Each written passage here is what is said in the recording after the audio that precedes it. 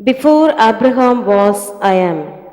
John chapter 8, verse 58. This echoes God's revelation of his name to Moses. God said to Moses, I am who I am. This is what you are to say to the Israelites. I am has sent me to you. Exodus 3, verse 14. This is Jesus' clearest claim to divinity in the gospel. It brings to a head all the questions about his identity. His statement was not lost on his hearers, who took up stones to kill him for blasphemy. Before Abraham was, I am, not I was. Ordinary grammar buckles under the strain. Past, present, and future tenses fuse into one. Many centuries later, Julian of Norwich would say mysteriously, I saw God in a point. Abraham saw my day and was glad.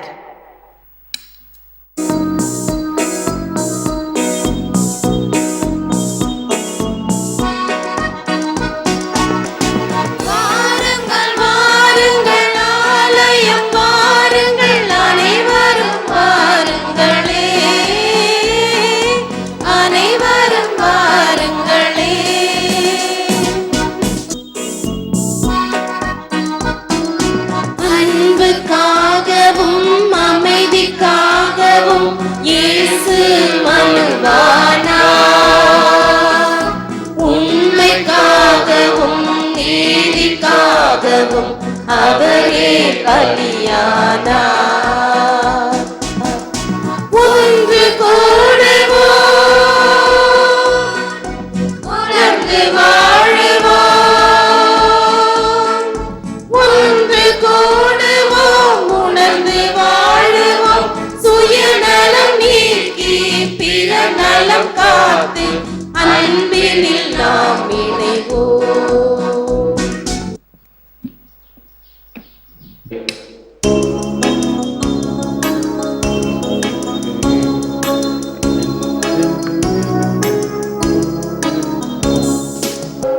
ஆண்டவரையும் அவரது ஆற்றலையும் தேடுங்கள், அவரது திருமுகத்தை இடையராது நாடுங்கள். அவரின் ஊழியராம் ஆபிரகாமின் வழிமரபே, அவர் தேர்ந்து கொண்ட யாக்கோப்பின் பிள்ளைகளே, அவரே நம் கடவுளாகிய ஆண்டவர். அவர் தமது உடன்படிக்கையை என்றென்றும் நினைவில் கொள்கின்றார்.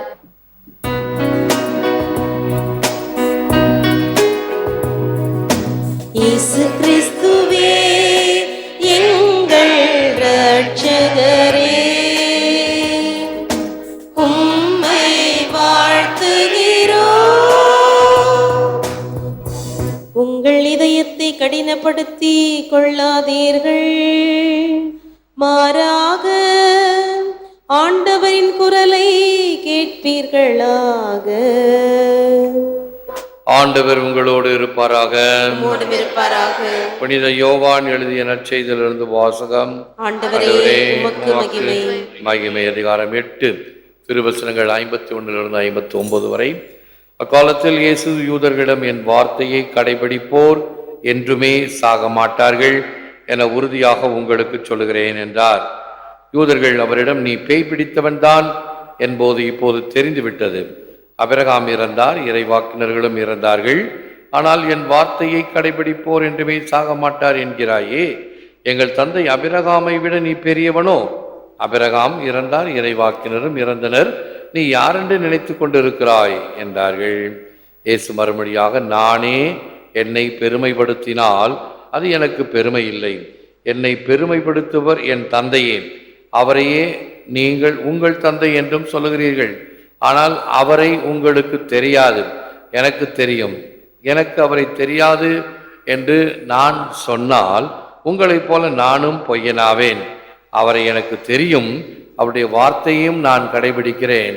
உங்கள் தந்தை ஆபிரகாம் நான் வரும் காலத்தை காண முடியும் என்பதை முன்னிட்டு பேரோகை கொண்டார்.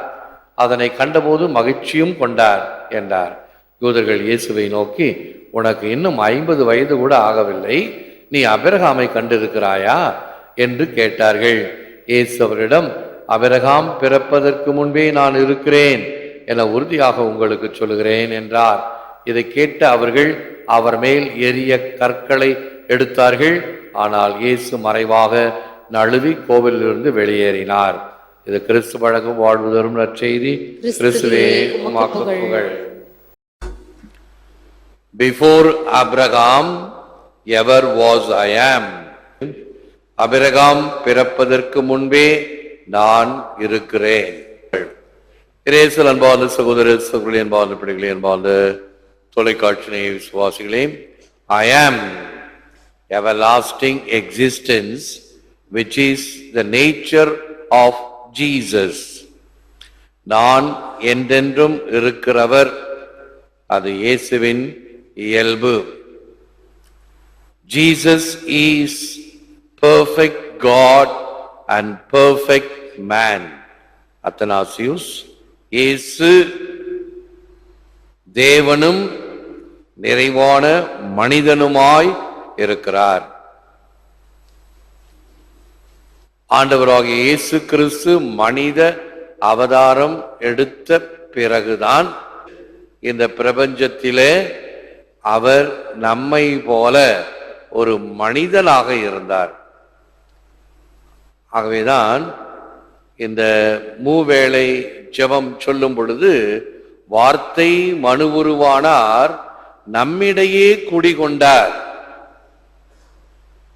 மனு உருவாவதற்கு முன்பு அவர் பிதாசுதன் பரிசுத்த ஆவியாக நித்தியத்துக்கும் பரிசுத்த ஏக தமத்திருத்துவமாக இருக்கிறார். இந்த உடல் எடுக்கும் பொழுது இயேசுவாக மனித அவதாரம் எடுத்த இரண்டாம் ஆளாகிய சுதனாகிய சர்வேஸ்வரன். இந்த ஒரு கருத்தை புரிந்து கொள்ள சற்று கவனம் தேவை, ஆழம் தேவை, புரிந்து கொள்ளுதல் தேவை. இயேசுவினுடைய மனித பிறப்பு அவரை இந்த லிமிட்டட்னஸ் என்று சொல்லக்கூடிய மனிதனுக்குரிய அந்த குறைபாட்டில் அவரை கொண்டு வருகிறது. அதனால் அவர் குறைபாடு உடையவரா என்றால் இல்லை. பாவம் தவிர மற்ற அனைத்திலும் அவர் மனிதனை போல வாழ்ந்தார். ஆக பிதாசுதன் பரிசுத்த ஆவி என்று சொல்லும் பொழுது, ஆண்டவர் இயேசு கிறிஸ்து என்று சொல்லும் பொழுது மனித அவதாரம் எடுத்த ஆண்டவரை நாம் குறிப்பிடுகிறோம். சுதன் என்று சொல்லும் பொழுது இந்த பரிசுத்த தமத்திருத்துவத்தில் ஒருவராக இருக்கின்ற அந்த 6 லட்சணங்களை கொண்டு இருக்கக்கூடிய கடவுளை நாம் குறிக்கிறோம். சுதன் என்று சொல்லும் பொழுது அந்த கடவுள் தாமாக இருக்கிறார், துவக்கமும் முடிவு இல்லாமல் இருக்கிறார், சரீரம் இல்லாமல் இருக்கிறார். ஆக இயேசுக்கு சரீரம் இருந்துச்சே என்ற ஒரு சந்தேகம் அப்பொழுது வரக்கூடாது. மனித அவதாரம் எடுத்த பிறகு இயேசுவுக்கு இந்த உடல் சரீரம் இருந்தது. இல்லை என்றால் என்ன ஆகும்? கடவுளுக்கு வயசு உண்டா? கடவுளுக்கு வயசு இல்லை. இயேசு கிறிஸ்துவுக்கு மனித அவதாரம் எடுத்த நம் ஆண்டவர் இயேசு கிறிஸ்து இந்த அவனியிலே அவதரித்து சரித்திரத்தின் நாயகன். ஆக இப்ப பாருங்க, Jesus is timeless, without beginning and without end. மனித அவதாரம் எடுப்பதற்கு முன்னால் there never was a time when Jesus came into being. There will never be a time when Jesus is not a being. மனித அவதாரம் எடுப்பதற்கு முன்னும் அவர் இருந்தார், மனித அவதாரம் எடுத்த பிறகும் அவர் இருக்கிறார். இயேசு காலத்தை கடந்தவர், துவக்கமும் முடிவும் இல்லாதவர். வித்தியாசத்தை புரிந்து கொண்டு இருக்க வேண்டும். இயேசு இல்லாத காலம் இருந்ததில்லை, இனி இருக்க போவதில்லை. I am amazed at the sayings of Jesus. They turn the world upside down. இயேசுவின் வார்த்தைகள் எனக்கு வியப்பாய் உள்ளது, அவை உலகையே தலைகீழாய் புரட்டி போடுகின்றன. இயேசுவினுடைய வார்த்தைகள் சவால் நிறைந்த வார்த்தைகள். இந்த வார்த்தைகளை கண்டு இது என்ன, இந்த வார்த்தைகள் மிதமிஞ்சி போகின்றன இதை ஏற்றுக்கொள்ள முடியாது என்று இயேசுவை விட்டு சென்றவர்கள் உண்டு. அவருடைய சீடர்களாக இருந்தவர்கள். இந்த பேச்சு மிதமிஞ்சி போகிறது. எங்களால் ஏற்றுக்கொள்ள முடியாது இயேசுவினுடைய வார்த்தைகள். ஆனால் ராயப்பரும் மற்றவர்களும், ஆண்டவரே, வாழ்வு தரும் வார்த்தைகள் உம்மிடம்தானே உள்ளன, ஆகவே நாங்கள் உம்மை ஒருபோதும் விட்டு போக மாட்டோம் என்று உறுதியாய் இருந்தார்கள். நிலை வாழ்வை கொண்டிருக்க வேண்டும் என்பதினால், trying to build the brotherhood of man without the fatherhood of God is like trying to build a wheel without a hub. தந்தை உறவின்றி தனையன் உறவை அமைக்க முயல்வது அச்சு இன்றி சக்கரம் இயக்க முயல்வது போல் ஆகும். சக்கரம் இயங்க வேண்டும் என்றால் அதன் நடுமையத்தில் அச்சு இருந்து சுழல வேண்டும். அந்த அச்சினுடைய நடுவில் இருக்கக்கூடிய மைய புள்ளியானது சுற்றாது. அதுபோன்று ஒவ்வொரு இயக்கத்திலும் உள்ளே இருப்பது அந்த பரம தந்தையினுடைய பிரசன்னம், கடவுளுடைய பிரசன்னம் எல்லாவற்றிலும் இருக்கிறது. அதுதான் எல்லாவற்றுக்கும் ஆதிகாரணமாக இருக்கிறது என்று புனித தாமஸ் அக்வீனாஸினுடைய 6 லட்சணங்களை பிள்ளைகளுக்கு சொல்லி தருகிறோம். 10 வயசு பிள்ளைகளுக்கு இந்த புதுநன்மை சமயத்தில் இந்த முதல் ஜெபம் சிலுவை அடையாளத்தை கற்றுக் கொடுத்து, அதற்கு அடுத்து இந்த 6 லட்சணங்களை கடகடன்னு ஒப்பிப்பாங்க. எல்லா ஜெபங்களும் அத்தியாவசியமான 8 ஜெபங்களையும் மனப்பாடமாக கொஞ்சம் கூட தங்கு தடையின்றி திக்களின்றி சொன்னால்தான் அது உள்ளத்தில் பதியும். அர்த்தம் தெரியாது, முழுமையான அர்த்தம் தெரியாது. அந்த வயசுல அவர்களுக்கு அர்த்தத்தை உணர முடியாது. ஆனால் வளர வளர போக போக அவர்கள் படித்ததனுடைய சாரத்தை உணர்ந்து அர்த்தத்தை புரிந்து கொள்வார்கள். ஆக எல்லாவற்றுக்கும் ஆதி காரணமாக இருக்கிறார். பிள்ளைகிட்ட ஒரு கேள்வி கேட்பேன், முட்டையிலேருந்து கோழி வந்துச்சா, கோழியிலேருந்து முட்டை வந்துச்சா? முட்டைன்னுவா ஒருத்தன், கோழின்னுவா இன்னொருத்தன், கோழிக்குள்ளார முட்டையை வச்சு படிச்சான்னா இன்னொருத்தன், 3வது புத்திசாலி. நல்ல பதில்கள், ஆனால் அவைகளை சிந்திக்க தூண்டுகின்ற கேள்விகள்.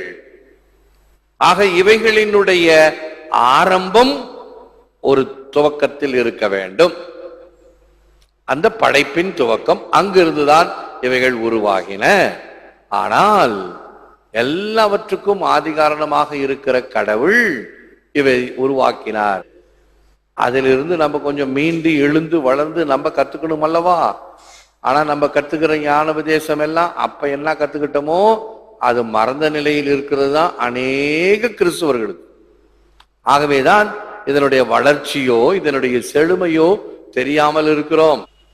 எல்லாவற்றுக்கும் ஆதி காரணமாக இருக்கிற கடவுள்.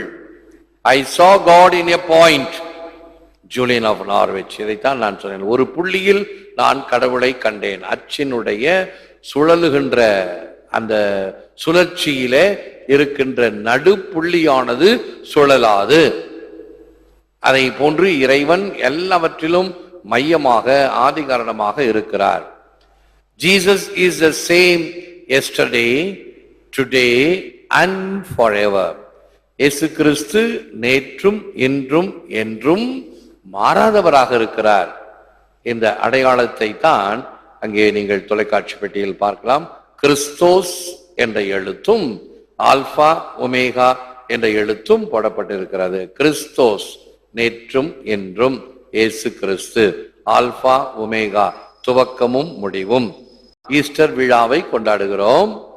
5 சாம்பிராணி உருண்டைகளினால் அவருடைய காயங்களை அங்கு குறித்து வைப்போம். அந்த பாஸ்கா திரியிலே தன்னுடைய மகிமையான காயங்களால் அவர் இந்த உலகத்தை மீட்டு ரட்சித்தார். அந்த பாஸ்கா திரியிலே இந்த எழுத்துக்களை எழுதி அந்த பாஸ்கா திரியை புதிய நெருப்பிலிருந்து பற்ற வைப்பார். முன்பெல்லாம் தெரியாது, என்னவோ ஃபாதர் செய்கிறார், அங்க இருக்கக்கூடிய ஒரு 4-5 பேருக்கு தெரியும் ஃபாதர் செய்யற சடங்கு. இப்ப டிவி வந்ததிலிருந்து எல்லாம் டிவியில போடுறாங்க, எல்லாருக்கும் தெரிந்திருக்க வேண்டும் அங்கே செய்யப்படுகின்ற சடங்கு என்ன? புதிய நெருப்பு மந்திரிக்கப்படுகிறது. அந்த புதிய நெருப்பிலிருந்து தூபத்துக்கு நெருப்பு எடுத்து தூபம் காட்டப்படும். புதிய தண்ணீர் வழிபாட்டிலே ஞானஸ்நானம் கொடுப்பதற்கு முன்னால் மந்திரிக்கப்படுகிறது. ஆக புதிய நெருப்பு, புதிய தண்ணீர், புதிய எண்ணெய், அங்கு மந்திரிக்கப்படுகின்ற 3 வகையான எண்ணெய்கள் நம்முடைய அருட்சாதனங்களுக்கு பயன்படுத்துகிறது. அந்த ஒருமைப்பாடு பரிசுத்த கத்தோலிக்க திருச்சபை, ஆயரோடு ஒன்றிணைந்த திருச்சபை, ஆயர்கள் எல்லாம் சேர்ந்து போப்பானவரோடு ஒன்றிணைந்த திருச்சபை, அந்த திருச்சபையினுடைய வாழ்விலே நாம் பங்கேற்கிறோம் என்கின்ற வகையில் அனைத்து பங்கு தந்தையரும் சேர்ந்து ஆயரோடு அந்த திருப்பலியில் பங்கேற்று அந்த புதிய எண்ணெயை மந்திரித்து பங்குதலங்களுக்கு எடுத்து வந்து அன்று கொடுக்கப்படுகின்ற ஞானஸ்நானமும் அருட்சாதனங்களும் பாருங்கள், புதிய நெருப்பு, புதிய தண்ணீர், புதிய எண்ணெய், இவைகளினால் கொடுக்கப்படுகின்ற ஞானஸ்நானம் அருட்சாதனங்கள் மிக மிக சிறந்தது. நம்முடைய வேதத்தினுடைய ஆழத்தை புரிந்து கொண்டீர்கள் என்றால் பிரமித்து போவோம். அவ்வளவு ஆழம் நமக்கு தெரிந்தது மேலோட்டமாக இருப்பதினால்தான் சலசலக்கிறோம். திருச்சுவையினுடைய ஆழத்தை புரியாதவர்கள் தான் இந்த சலசலப்புக்காரர்கள். ஆழம் இருக்கின்ற இடத்தில் கடல் சத்தம் போடாது, ஆழ்கடல் அமைதியாக இருக்கும். ஆழமில்லாத கரையில்தான் இந்த அலைகள் ஆர்ப்பரிக்கும். என்னுடைய விசுவாசம் ஆழமாக இருந்தால் அந்த தெய்வீக தன்மையில் நான் மூழ்கி இருப்பேன். Be sure that it is people of faith that are Abraham's children. Saint Paul, விசுவாசிகளே அபிரகாமின் குழந்தைகள் என்பதில் உறுதியாக இருங்கள். அந்த அபிரகாம் எதை நம்பினார்? எங்கே போக போகிறோம் தெரியாது, எப்படி வழி நடத்துவார் தெரியாது, வழியில் ஏதாவது வசதிகள் இருக்குமா, தண்ணீர் கிடைக்குமா தெரியாது, அங்கு ஆபத்துகள் நிறைந்திருக்குமா தெரியாது. நான் உன்னை அழைக்கிறேன், புதிய இடத்திற்கு வா என்னும் பொழுது அவர் விசுவாசத்தோடு புறப்பட்டு சென்றார். வயதான நிலையில் அழைக்கப்பட்டாலும் உன்னுடைய சந்ததியை மணல் போல பெருக்குவேன், நட்சத்திரங்களை போல் பெரிதாக்குவேன், இன்னும் அதிகமாக்குவேன் என்று சொன்ன பொழுது சற்று அவர் அவநம்பிக்கையால், வயதானவன் நான், இனிமேல் இப்படிப்பட்ட சந்ததியா? இல்லை. ஆண்டவருடைய வார்த்தையை நம்பியவர். அன்று அபிரகாம் விசுவாசத்தின் முதுபெரும் தந்தை. புனித ஹிலேரி ஆஃப் போர்ட்டியர்ஸ் என்ற புனிதருடைய வார்த்தைகளை ஜெபமாக ஜெபிப்போம். முழந்தால் இருப்போம். God the Father and the Lord Jesus Christ, may we also celebrate your Son as our God, in which there is no iniquity of person, and confess your Son in everything equal to you. பிதாவும் சுதனுமாகிய இறைவா, உம் திருமகனின் இறை தன்மையையும் பாவமில்லா மனித தன்மையையும் உணர்ந்து கொண்டாடுவோமாக. உமக்கு நிகரான உம் திருமகனை புகழ்ந்தேத்துவோமாக. உம்முடைய தெய்வீக தன்மையின் ஆழத்தை புரிந்து கொண்ட மக்களாக விசுவாசத்துடன் வாழவும் வளரவும் ஜெபிக்கின்றோம். ஏற்று வரமருளும் இறைவா, காக்கும் கரங்களினால். ஆமென். ஆமென்.